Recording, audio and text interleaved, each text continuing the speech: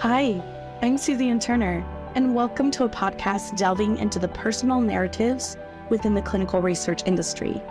Through candid interviews, we'll learn about the personal journeys and motivations of individuals who have chosen this profession, what I like to call their why. This podcast is not just for industry insiders. It's for everyone curious about the human side of healthcare. Beyond the industry's negative reputation, we'll shed light on the dedicated professionals behind clinical trials. Join us as we uncover the heart and passion of those working tirelessly behind the scenes in clinical research. Welcome to Heart of the Trial.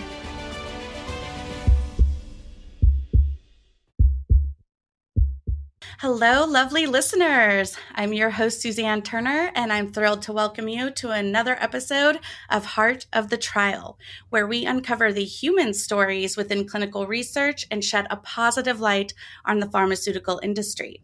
Today, we are talking about an important piece of clinical trials, and that is how our bodies and the drugs interact with each other. Our guest today is Dr. Emily Cicali, whose expertise lies in pharmacogenomics, or PGX. So welcome, Emily. Thank you. I'm so excited to be here today. I am so excited to have you, as I've told you many times. I hope our listeners are as excited because this is such a fascinating topic to me. So why don't you start by telling us what pharmacogenomics is? Absolutely. So pharmacogenomics is a DNA test, and it's not looking at all of your DNA because your DNA can look at what eye color you have, what hair color you have. But pharmacogenomics is looking at one specific part of your DNA that shows how you produce certain proteins in the liver. And these are called drug metabolizing enzymes. So the DNA that we look at with the pharmacogenomics test is looking to see how fast or slow someone's drug metabolizing enzymes might be, and then therefore what their response to certain medications are. So we're not looking at all the whole DNA because there's lots of interesting things within the DNA, but just looking at a small piece there that can really tell us if someone has a genetic variation, which might tell us that someone has really fast drug metabolizing enzymes. And then that means that they might get rid of medications more quickly than the average person. And then that drug might not work well for them. That's amazing. And why would that be important? Why would it be important for us to actually know that about ourselves, possibly even before starting a drug? Great question. If you know that information before starting a drug, you might have a better response to medications. So, for example, with medications used to medications prescribed to treat depression and/or anxiety, these medications can take up to 4 to 6 weeks to start working, and often are prescribed in a trial and error approach. So, your doctor will prescribe one, bring you back in about 6 weeks. Either if it's still not working, increase the dose or change to an alternative medication. And if you have that pharmacogenomic test up front, then you might be able to skip some of that trial and error prescribing because we would recommend starting with drug X right away instead of the usual where your doctor might not prescribe that drug until the third drug that you're trying. That is amazing. And it would save a lot of people a lot of time and pain and effort to know that in advance. So Absolutely. I'm really curious, like, how you got into this, because this is a very fascinating subject. So how did you get to this point? Where did you start? What path did you take? I'd love to hear that. Sure. So, I always had an interest in genetics. I just thought the topic was very interesting. And I always also wanted to be a pharmacist. I wanted to do something within the healthcare space. And once I started pharmacy school is when I first learned about this field. And that was kind of it for me. I was like, oh my goodness, I can combine my passion of being a pharmacist with my very strong interest in genetics. Like that was kind of it for me. And that's not typical within pharmacy school or like within the realm of the pharmacy profession. There's opportunity to specialize in a variety of areas. And often people don't choose their specialty until the last year of pharmacy school, or even after doing like a year or so of training. So I was pretty early on in my discovery of specialization. I think it was like my first year of pharmacy school. So I knew right away within pharmacy school that that's where I wanted to go. And I put pretty much all my efforts as I trained to become a pharmacist. And then my postgraduate training was all within the field of pharmacogenomics. Oh, that is crazy. And now you do multiple things related to this, right? Because you're actually a professor, correct? Yes, I'm a clinical associate professor at the University of Florida College of Pharmacy. And being on faculty, I have the opportunity to not only teach pharmacy students and training the next generation of pharmacists, but as a part of my job, I get to have a clinical practice as well as participate in research. That is so amazing. And then you specialize though in specifically the I know I'm going to mess this up so many times. Pharmacogenomics, Yes. because you actually have a business like specifically related to this, correct? So I run a clinical service called MyRx. It's through the College of Pharmacy. So it's the University of Florida College of Pharmacy clinical practice site for pharmacogenomics. But it was really my passion area, along with one of my previous mentors, Dr. Kristen Wiesenen. Her and I really ran all of the clinical kind of day to day here at University of Florida. And it was really our passion to help people beyond just patients here at UF Health be able to get pharmacogenomic testing and interpretation.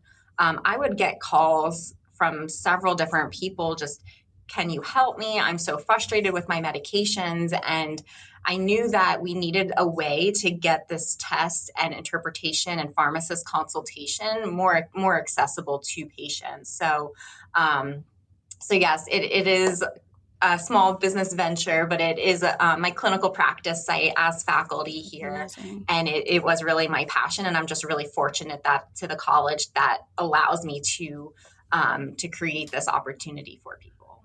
So that means like the everyday person like myself, for example, could work with you to figure out my pharmacogenomics so that I knew what I metabolize faster and what I probably shouldn't be on, or if I do, I might need a higher dose of, et cetera. So they could just work with you to figure this out.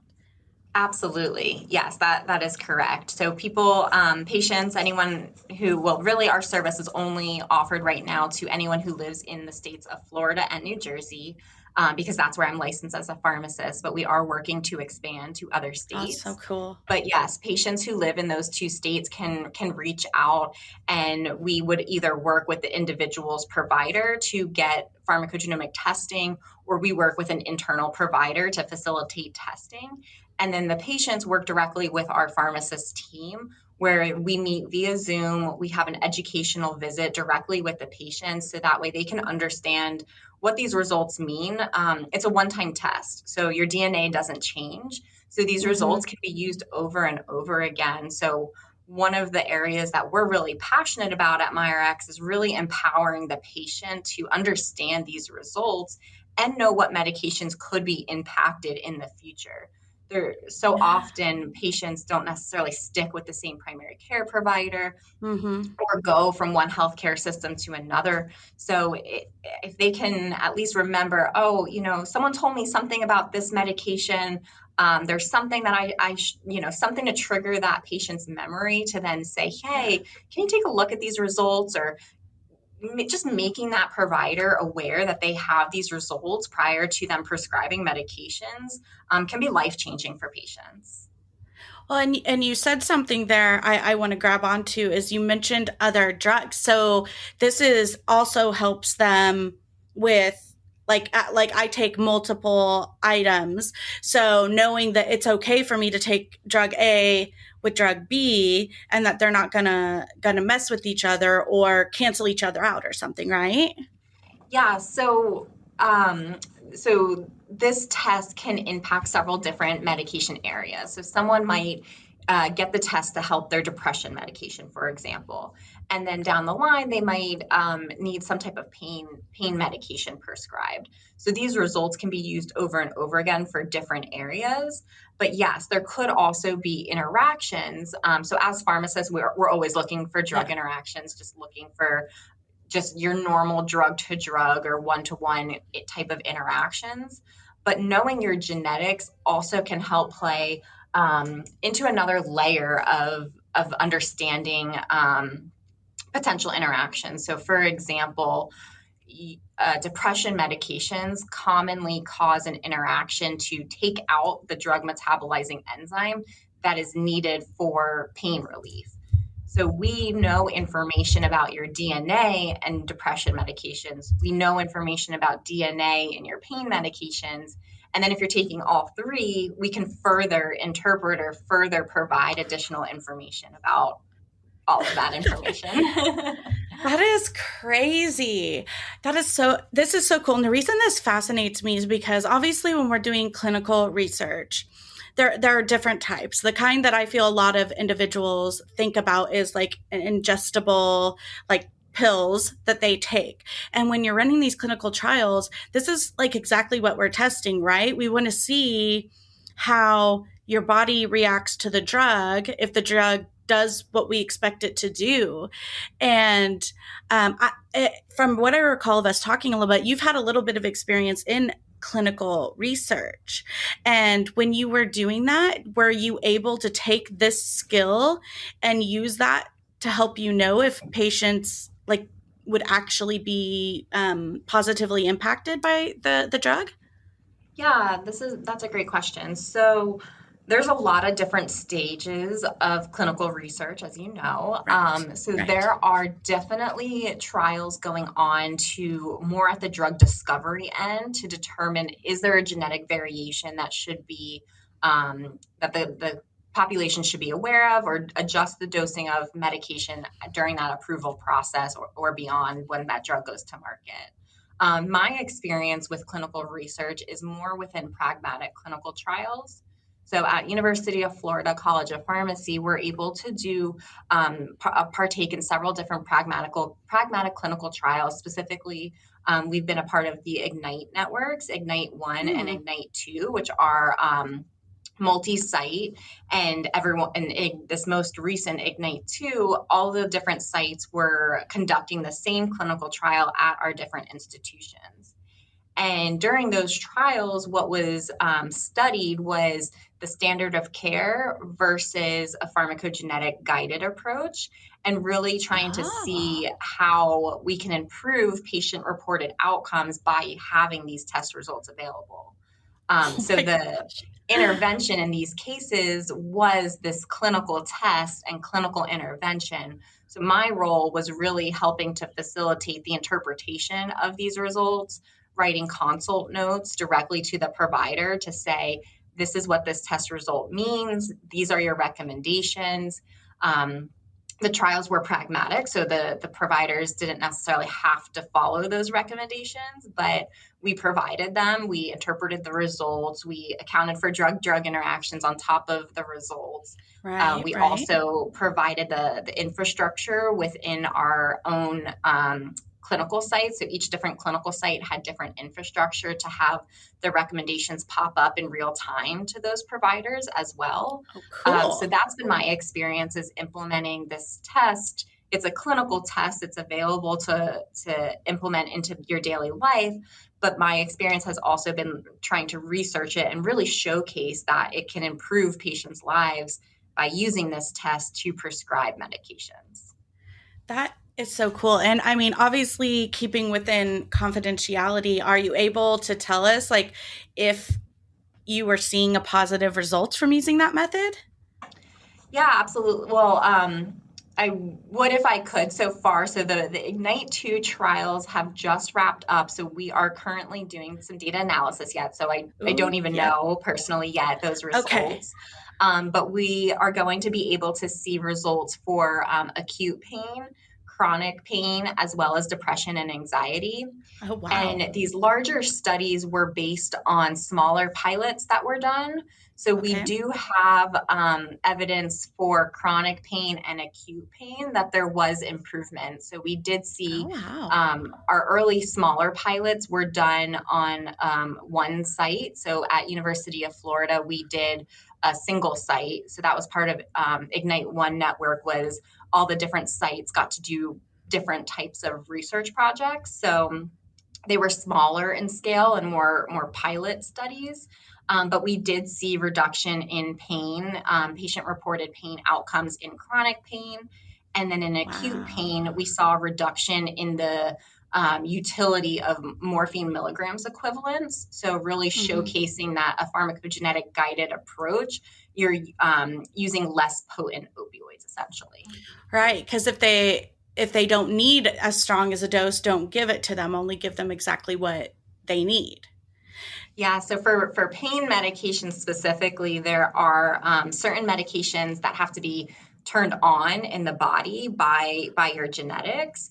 And Oh. so in the case where we know somebody can turn on that drug, we actually recommend one of the lower potency medication to try and just overall decrease the usage of opioid medications.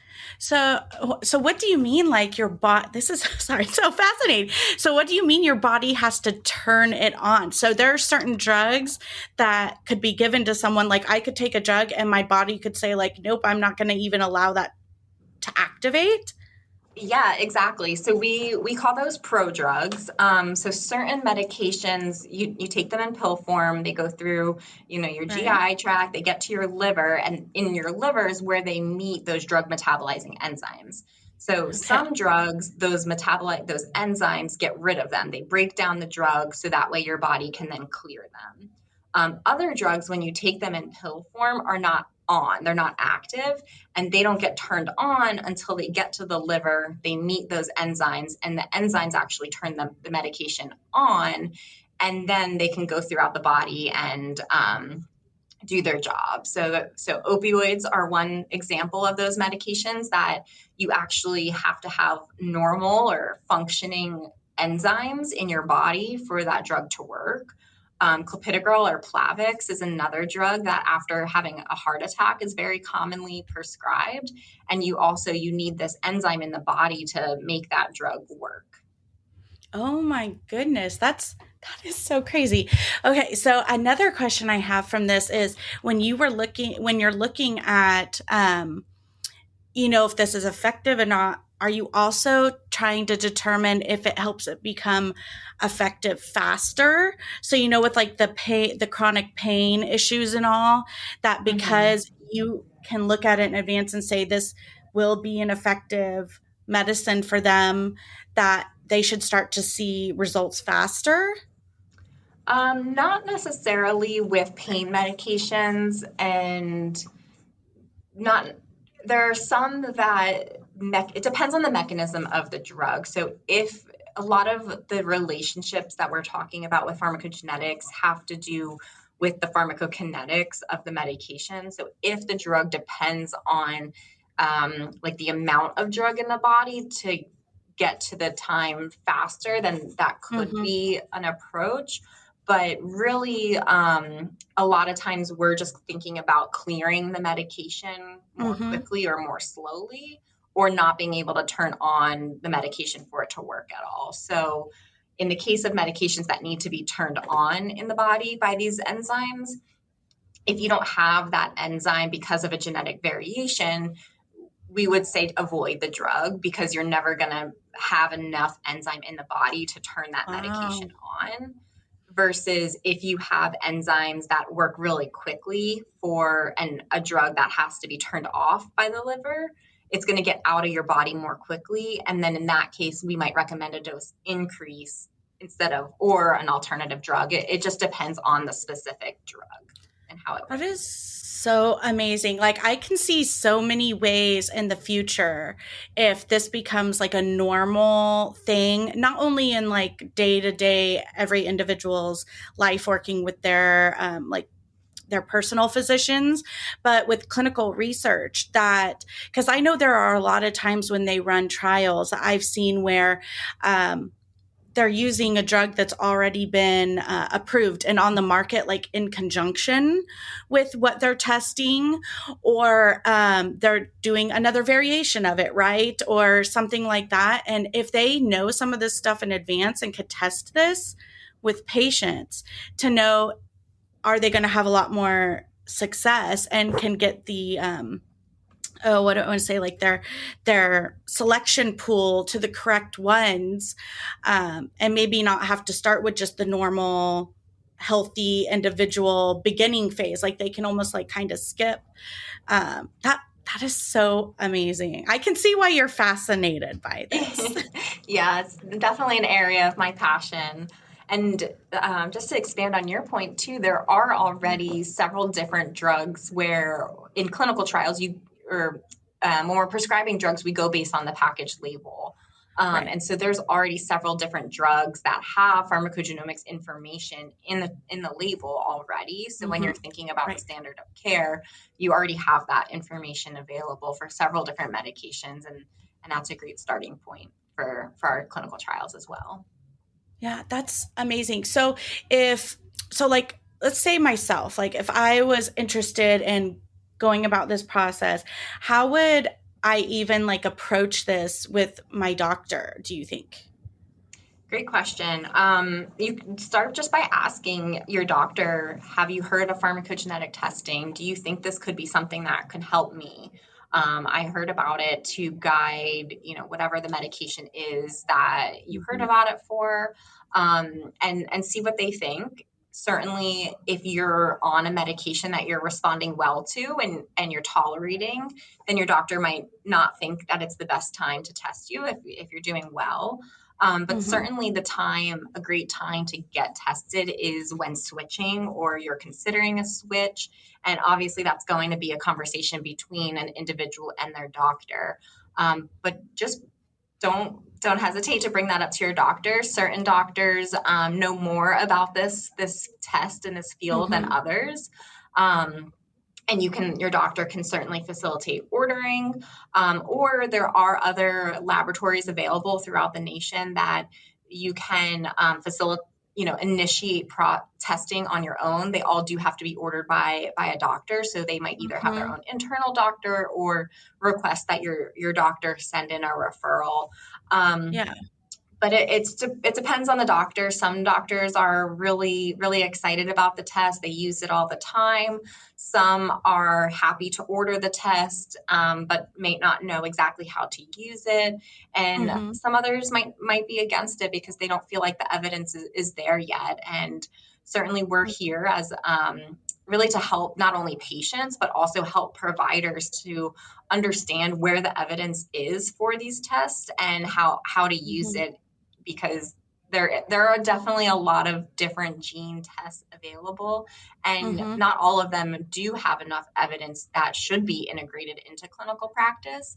So that's one area that we really use here at UF is making sure that we're providing recommendations on genes that truly have a high level of evidence to be implemented into clinical practice. Well, that's awesome. So even our physicians can go to you and get support to learn how this works. Or if they had a patient just walk in the door, like, here's a test I decided to take all on my own, that they can be like, I'm not quite sure the best way to interpret this. So they could reach out to you for your expertise. Exactly. Yeah. So our online, we have a lot of resources for physicians on our website. We take referrals directly from physicians as well. And that scenario that you described of a patient bringing in their own results, they often do that. And they're often about 20 to 30 pages long report that providers just don't have the time to really interpret and understand it, especially if they're not familiar with it. And so we help to take that 30-page report and boil it down to very personalized recommendations for that provider, what to do for their patient. This is so cool.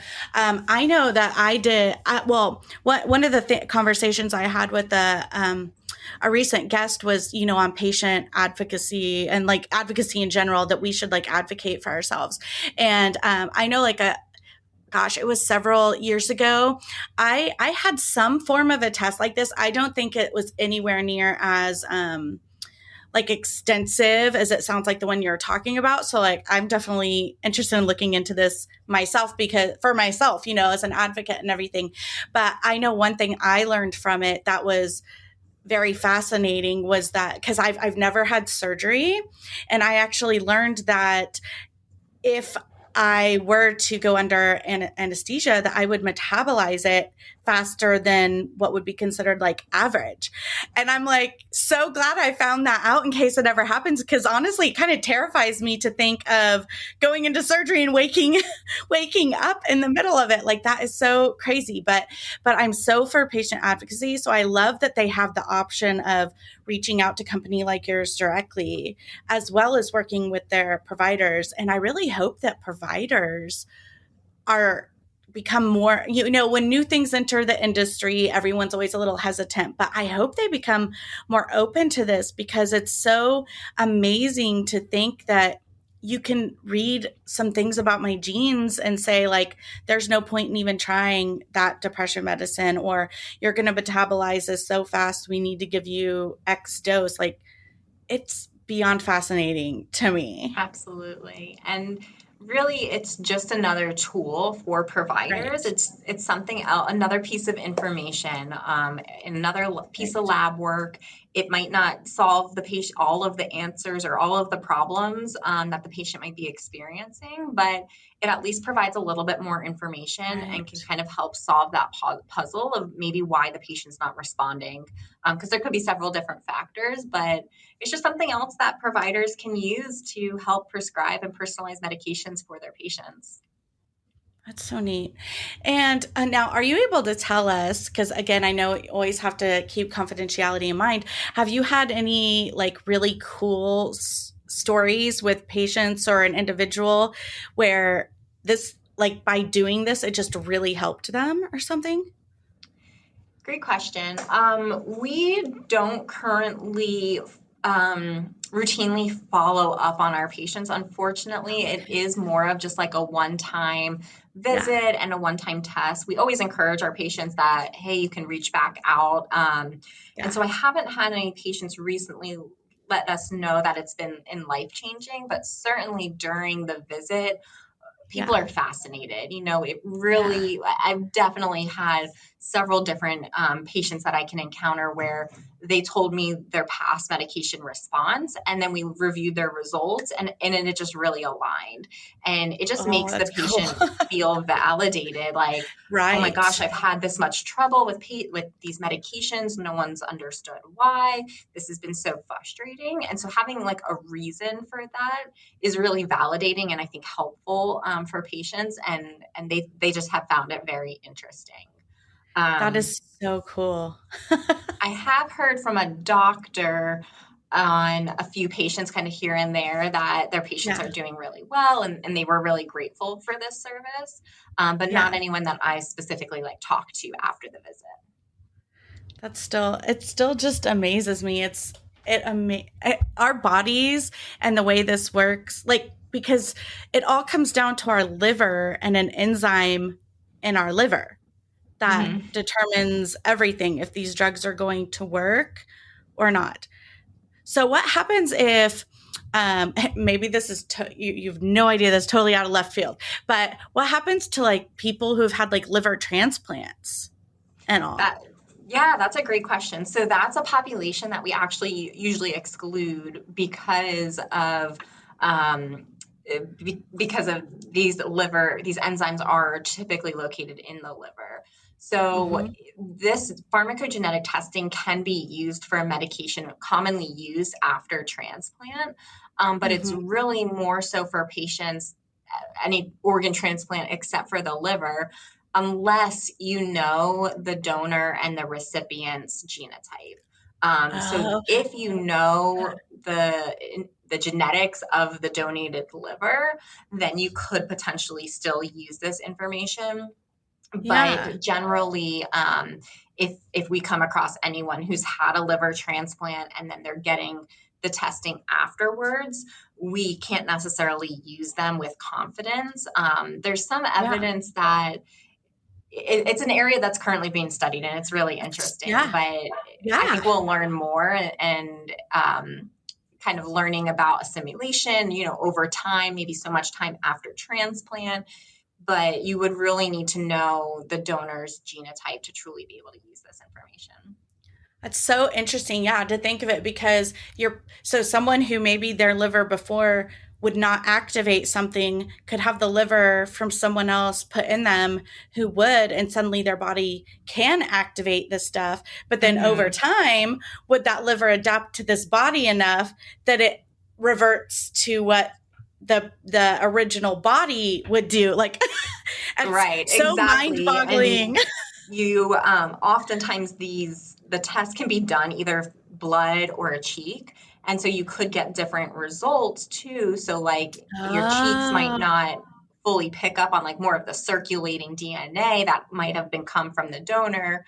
And then you also express these enzymes in like your gut, your skin too. So there are other places besides just the liver, but the liver is like where we think about it the most with the yeah. relationship to medications.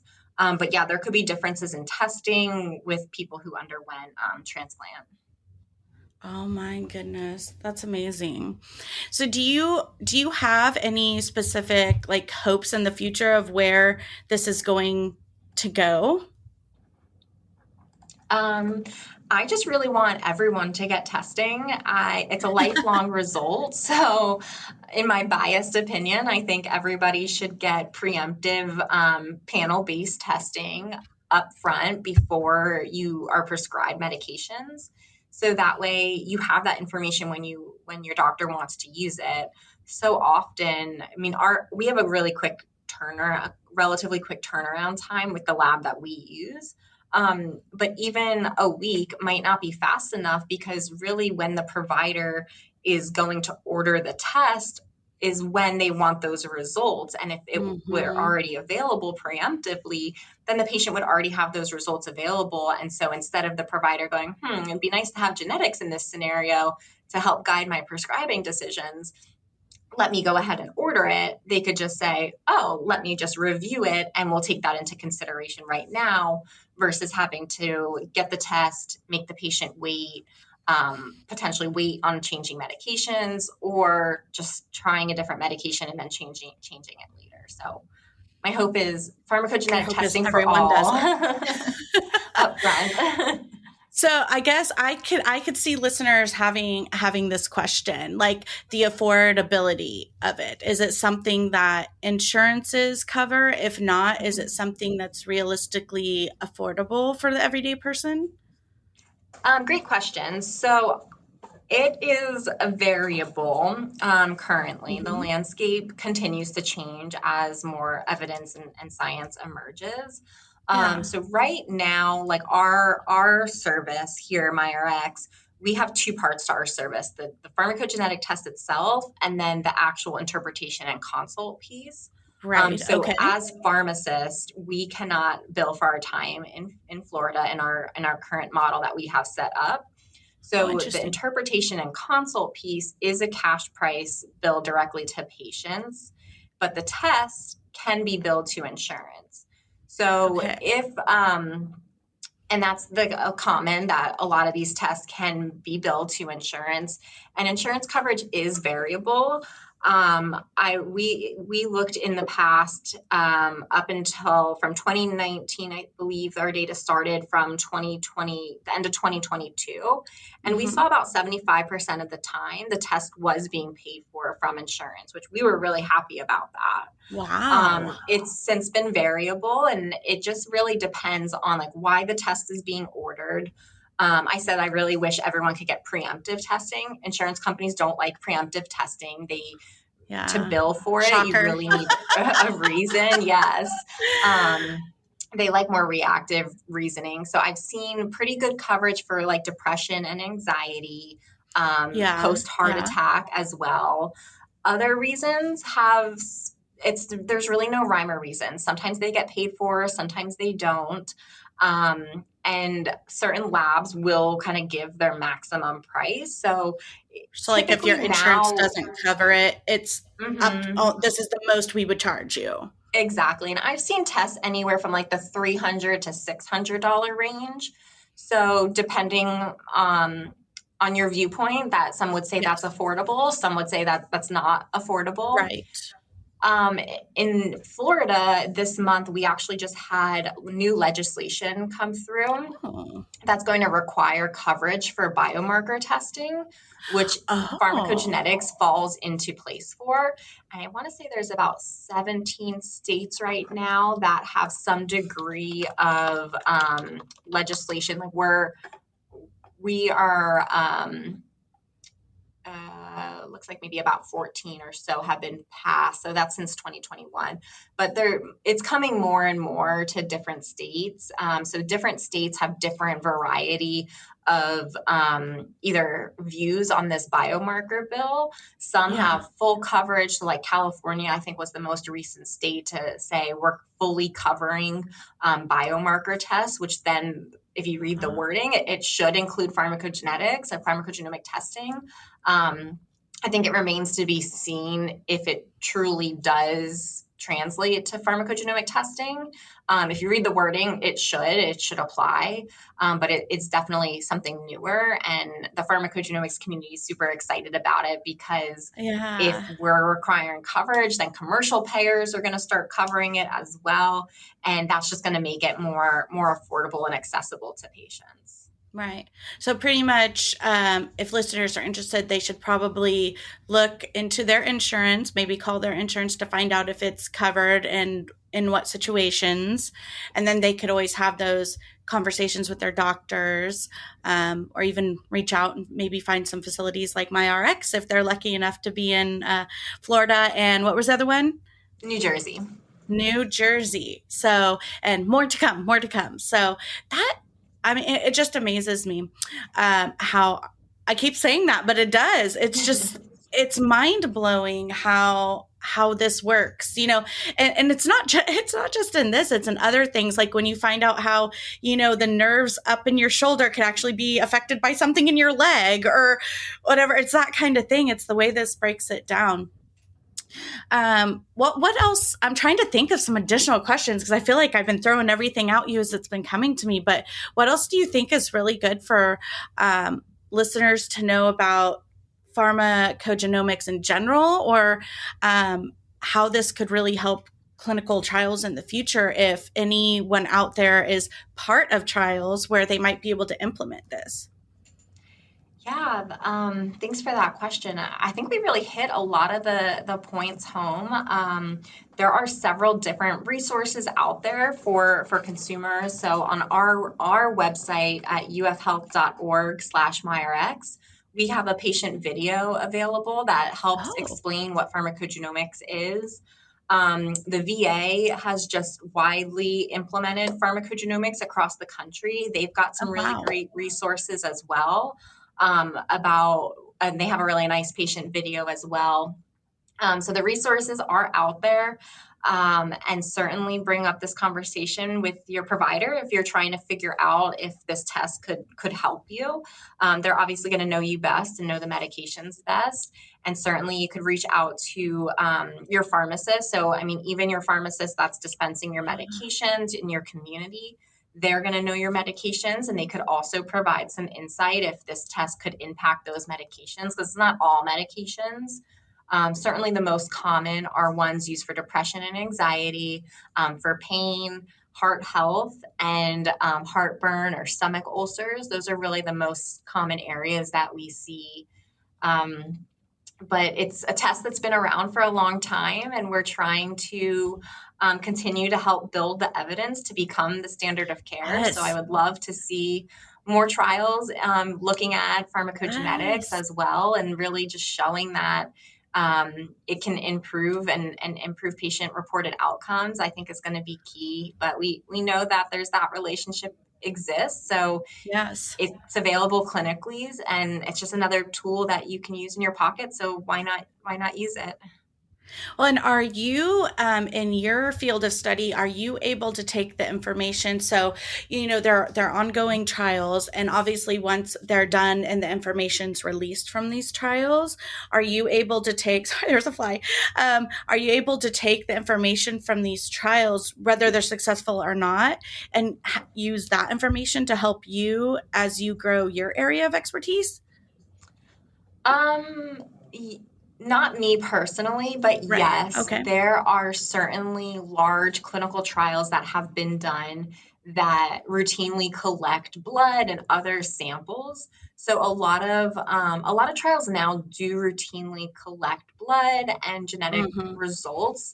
So as we know, oh, this drug actually has a genetic implication. Let's look at this trial. So there are several different examples of larger clinical trials that then will publish sub studies with Yeah. people's genetic information and showing how it's different in individuals with genetic variations, which are quite common. Yeah. Yeah, and I know I've seen on some trials that I've worked on where, in addition to like the informed consent form, they'll have an additional form for some type of a sub study or being able to maintain, like they'll collect something from them, whether it's blood or something, and be able to actually hold on to that for future things. Like they actually have a form where they'll get release from patients if they want to participate in Mhm. that. Yeah, absolutely. And I think a biobank is probably what you're thinking of. Yeah. And so Yeah, that yeah. is very common. And yes, we actually have a biobank here at University of Florida, College of Pharmacy, where we do have an additional consent where patients, part of our large trials, will undergo an additional consent to store that blood. And then it's linked to their information in their medical records. So you could do studies down the line with new discoveries. So yes, I guess I could down the line do some of that type of research as well. And that's really nice because it could be, maybe genes that we don't know about yet. So let's Yeah. store it and then have that information. And then as we discover new genes, like for example, drug receptors in like pain or Mm, depression, we could mhm. then have that information, have a population who was treated for depression or pain, and then you can go ahead and study that new discovery of gene to see is there an association in this population as well. Yeah, that is so cool. I love it. And, I really liked what you mentioned earlier about the pharmacist, like the pharmacist that you see at wherever you get your medication on a consistent basis. I actually did have a situation where the pharmacist helped me. It's interesting that it took as long as it did for a pharmacist to say something, but like in my family, migraines like Mhm. are genetic. Like we get horrible migraines, and I'd been having a lot, and I was even on several different medications trying to help with the migraines. And at one point, when I was picking up my medicine, the pharmacist who was giving it to me was like, I noticed that you take this migraine medicine, but this birth control pill that you're on actually causes migraines.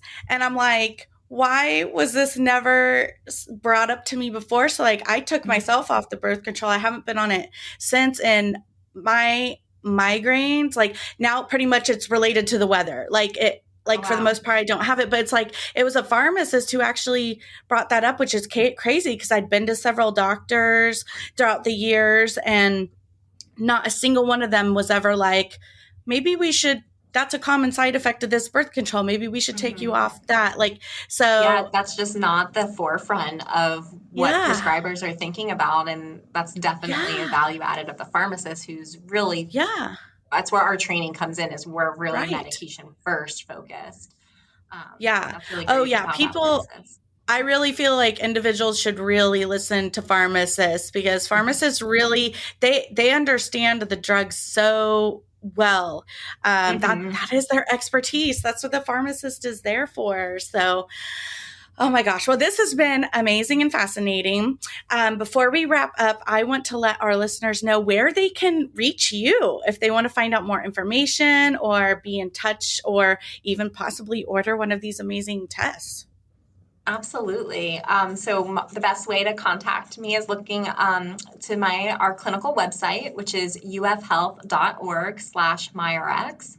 We can be reached via email or phone. If you dial our phone number, you'll get someone on our small clinical team that can help answer questions about pharmacogenomics and can help facilitate setting you up with our service if you're in the state of Florida or New Jersey. And all that contact information can be found on our website. Well, that's amazing. And I'll make sure it's all in the show notes as well. But thank you again, Emily, so much for your time and talking to us about this, because at the end of the day, this is what clinical research is doing. It's determining if these drugs are going to work with our bodies. And so it's amazing for all of us to know for our everyday use. So thank you so much for your time. Thank you for having me, and I'm so excited about all the clinical research in all the different areas. It's what we really need to be able to allow me to do my everyday job and making patients' lives better. Yeah, it's awesome. Thank you again so much. Thank you. This brings us to the end of today's episode. I want to extend my sincere thanks to our guest for sharing their inspiring journey. If you'd like to connect with them, you can find their contact information in the show notes. I also want to express my gratitude to you for joining us on this exploration of the clinical research industry. I hope you found today's episode insightful. If so, please consider leaving a review on your favorite podcast platform. It truly helps us reach more listeners. If you have any feedback, questions, or comments about the show, feel free to email me at podcast@iceconsultingllc.com. Thank you once again, and I look forward to having you joining us on our next episode of Heart of the Trial.